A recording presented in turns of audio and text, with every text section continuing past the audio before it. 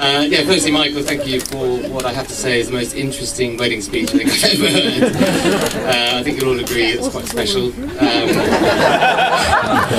I want to start with a little apology to Millie for basically what I'm wearing. I know that you're not meant to sort of upstage the bride on your wedding. And I've always wanted Can you just put the mic really much closer to your mouth? Okay. Like that? Okay. That's better. But all I was going to say is I've always wanted a white wedding, and now I've got it. Now I have to say I've been thinking about this speech for a few weeks, but I didn't really get around to writing it until very recently. But the advice that everyone seems to give is they walk up and they say, you know, don't worry, Neil.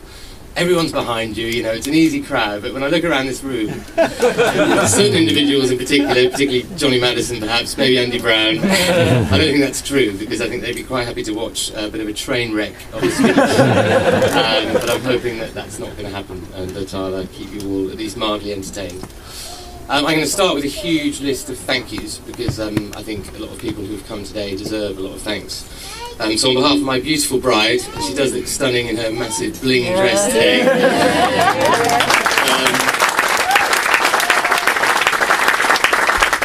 I wanted to thank everyone really for coming today, but I thought a few people, as Michael alluded to, deserve special thanks for flying in from a very long way away. Up. Closer? Yeah, up. Can you move away? Okay, moving away. Particularly all the people that have flown in from a very long way away, because it means a huge amount to me and Millie. I can't see Millie, so I should probably move like that, to have you here today. And I'm going to roll off a big list. It's not an order of importance. We love you all. But I wanted to start by just again saying thank you to Claire for flying in from New Zealand as part of what I think was called Operation Claire Loves Millie. It was really touching, and thank you to our friend Livy as well for organising it. I don't know where she is, but and Tanya for organising it. Millie was beside herself with happiness. I had to put up with several weeks of, oh, Claire's not coming, tears, everything, but she came, and we're so thankful for that. My best man Jordan and his girlfriend Natalie, who flew all the way from Japan. It wouldn't be the same without you both here. My usher Dave from Dubai, who might make a little appearance later on in the speech. My cousin Fergus and his girlfriend, lovely girlfriend Lorena, who flew in from the Congo. My cousins Paula, Steve and Sue, who came in not quite so far, but Ireland still counts. Another of my ushers, Freddie, who came in from the US. And finally, well, not, again, as I said, not in order of importance, but my family who flew, my Indian side of the family, not only from India, but from Malaysia, Indonesia, and the US. And this is the bit I've slightly been dreading, is that I felt I should say a few words in Bengali to welcome them all in today. I'm not sure, those of you sitting next to me will realise that they speak far better English than me, so I didn't really need to do this, but here's my massacre of an ancient and beautiful language. I'm going to have to read this. Shat সমুদ্র পার থেকে এসে আমাদের বিবাহে যোগদান করার জন্য আমি আর মিলি আমাদের ভারতীয় পরিবারকে ধন্যবাদ জানাই।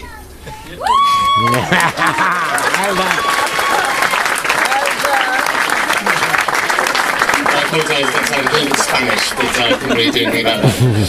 Millie and I are both so happy that you've all travelled so far. To my best men, I wanted to say a special thanks to Jordan and Hugh. Jordan, you've been one of my greatest friends for many, many years. And Hugh, I don't know if you know this, but he lobbied very hard to be best man. So well done, Hugh. Ruining all my gags. Well done, Hugh. You got there. I won. Also to all of my ushers, there's quite a lot of them because I'm very indecisive, so I basically asked everyone. So I'm not going to name you all by, give you all a shout out individually. With Millie and I think you've done a great job. Especially, I should say, Pat and Sam, who thanks to my poor organisation, we were about to run out of water, drove off, missed the whole reception, bought some water, that we're all drinking now. So a special thank you to those two.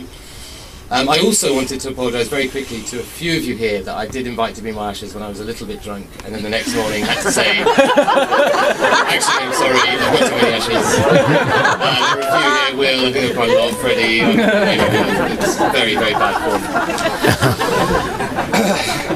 Finally, I wanted to thank both sets of parents, my parents and Millie's parents, for everything they've done to make this wedding a massive, well I hope will be a massive success, it's not over yet, stuff can still happen. And then I think my official bit, my duty, which is not a duty at all, I love doing it, is to thank the bridesmaid and the page boys I don't know where they are, but I think you'll agree they all look incredibly cute Yes. in their little outfits. None of them scream, they all walk in a straight line. So I'd like, if you could all please be upstanding, to give a this isn't the end of the speech, by the way, just so I do it in the middle, it's weird to do it at the end. Specifically about Millie's family. Firstly, just more generally, Amanda, Michael, Alexia, Lucy, Babu and Charlie, and of course all of the kids. You've made me feel incredibly welcome over the last 4 years that Millie and I have been together, and I'm so grateful for that. Amanda, you've been always on hand to provide advice, particularly when I've been looking for horse racing tips. I've called you quite a few times. I think the first time I ever called you without Millie's help was just to say, Amanda, who's going to win? I'm still waiting for the big winner, so I'll keep calling you for that. Michael, I was going to say thanks again for your incredible speech. Millie and I were a little bit worried, and I think justifiably so, when you called us up and said, Millie said to Michael, where are you going, Michael? He said, I'm going down to Essex to see a man about a speech, which I think means that CD that he put together that he was sitting there.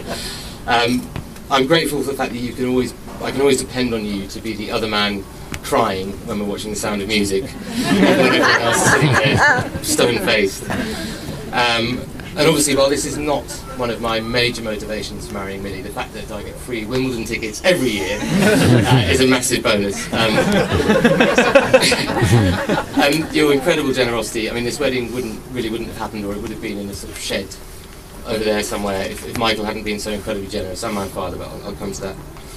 I wanted to say a special thank you also to Charlie. I know Michael's already done it, but Charlie Smith, who's my now brother-in-law, which is very exciting, has really been a mentor to me. This is my first sort of big event that I've organised, and I'm pretty crap at it, to be honest. So every time anything went wrong, I phoned Charlie and asked him how much water should I buy. That didn't quite work out tonight, but other things, and he's been absolutely amazing. And he's also, as Michael said, provided the staff and cocktails after dinner, which hopefully should be very nice. So yeah, if we can give a round of applause to Charlie.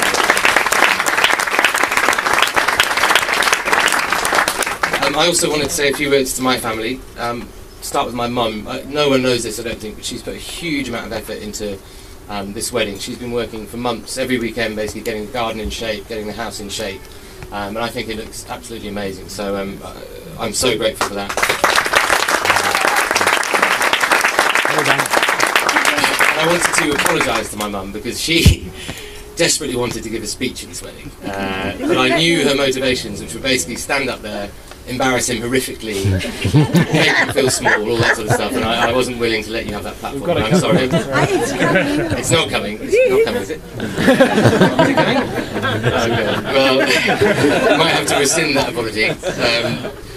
Dad, again, as with Michael, he's been incredibly generous in making this wedding happen. Obviously, I'm very poor, had to rely on them to help. Some of the suggestions he made for how we should run the wedding were a little bit wide of the mark, such as, let's get the local curry house to do the catering. This local curry house is in a porter cabin on a main road going into our town, and I thought that would have been a disaster. Also, she's not here tonight, but I wanted to say a huge thank you to my grandmother, who allowed us to have the wedding here. She couldn't be here tonight, but it means so much to me to get married here, where you know, we've had this house since I was born, and spent a lot of happy summers and winters and Easters here, and a huge thank you to her. I wish she could have been here, but she's not.